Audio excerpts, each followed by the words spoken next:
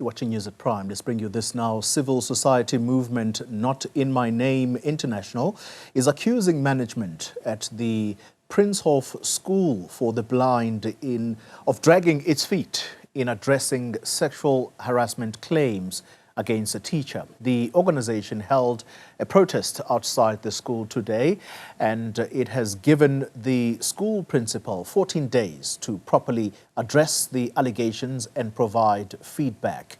A 14-year-old girl is said to have confided in her father about the alleged ordeal.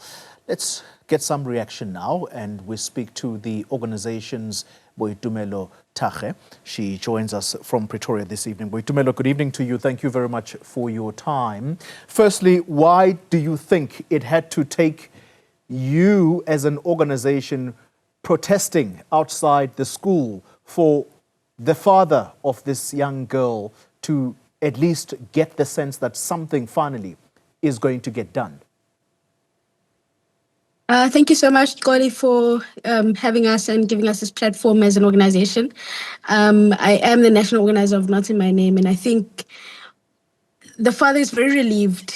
We must express that, but he's also very frustrated. So it's a very bittersweet moment, considering the fact that this took place a year ago, on the 15th of April, 2024, and it's only this past 7 days up until today where not only is the father being made aware of the situation, but also that the fact that the child is now much closer to towards getting justice and also her voice being heard. And I think as an organization, we're starting to get the sense that GBV and femicide and rape and all of this it's not just like a state of emergency anymore. Now we're moving towards it being a national disaster. And we also want to reiterate the fact that this is not the only case in the country, in Pretoria and Gauteng, and the demand that we have in our memorandum is that we want the Department of Basic Education to instill sexual harassment policies in their curriculum.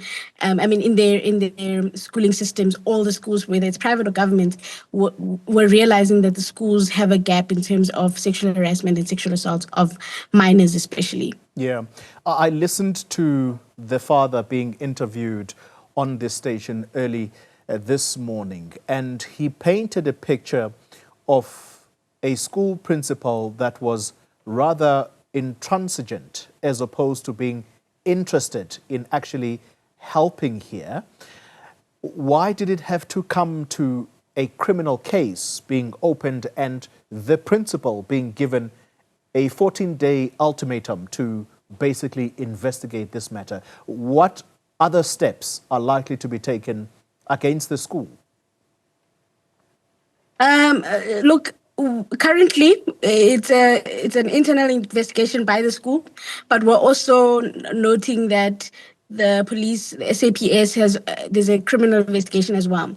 Now, what we've seen, and I think it speaks to the fact that there is no sexual harassment policy, not just in Prinshof, but in all South African schools.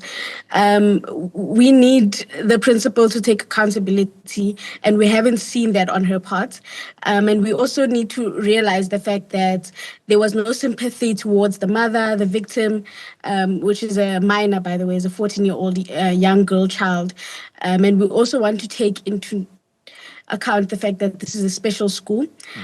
So the way in which the school handled this from the first day till today it's disheartening, it's disappointing. And going forward, we're expecting the school to take full accountability for what has taken place.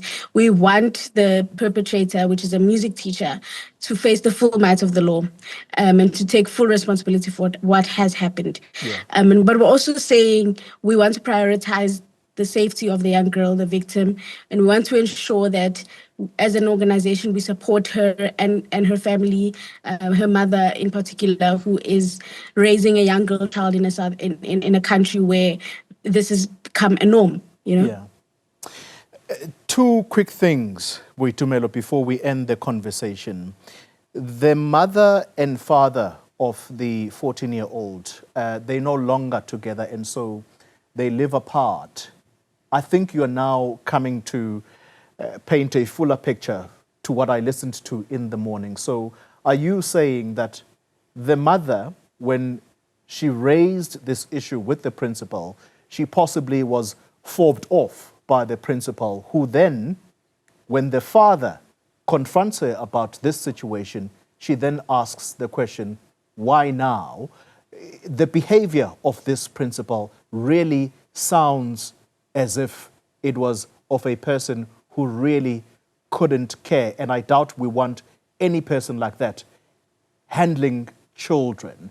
I think that there's got to be further steps. I mean, I speak here under basically allegations that are being made against the school principal. Would love to hear her side of the story, by the way, but I'm trying to be careful not to basically find her guilty in the court of public opinion. But the picture I have gotten about her treatment of the parents of this child, it sounds as if this is someone who shouldn't be in a school environment.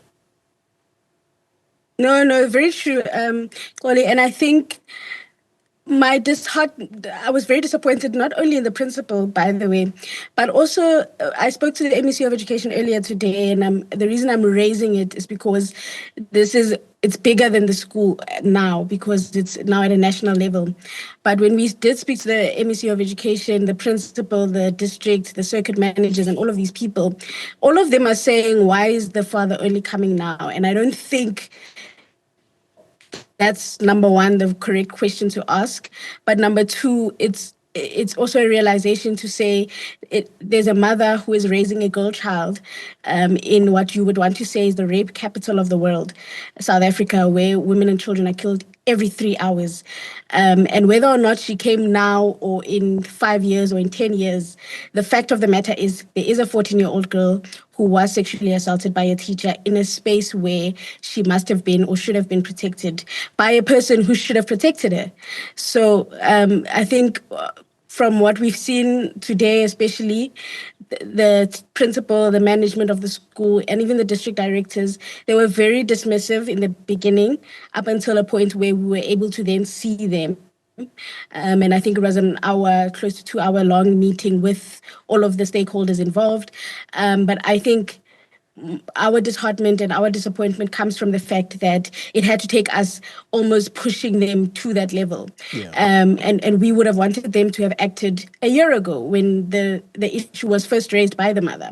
It didn't need the father to come and find out, by the way, for the very first time. And it's not his fault that he only found out today or last week or whatever the case may be. The fact that the case has always been there and they always knew about it alone should have been enough grounds for them to have acted, especially considering that this is a minor, 14-year-old girl child who's only now discovering and getting into a point where she starts to discover who she is. Finally, the perpetrator, the alleged perpetrator, the school, the music teacher, it sounds as though he may not be in the same school. Is that the case? If so, what is it that you can do as an organization to sensitize whatever school that he may be in right now to say this is possibly a sex pest? And also importantly, who is the criminal case opened against? Okay. The criminal case is opened up by the parents and the child, of course, against the teacher, the alleged teacher and perpetrator. And what we know on record is that he is currently still a teacher at the school, but is currently hospitalized. So as an organization, we're still calling for him to face the full might of the law, whether or not he's hospitalized or whether or not he's on bed rest at home. We still want him to be read his rights as a criminal, considering the fact that there is a criminal case and a case number against him. We want him to be read his rights, but we also want him to face the full might of the law. And we're very sorry that he's currently of ill health, but we want him to still take responsibility and accountability for what he has done. And we still want a full investigation for what has occurred for this young girl of 14 years old. Boitumelo Thage, thank you very much for your time. A representative, in fact, national organizer of Not In My Name International.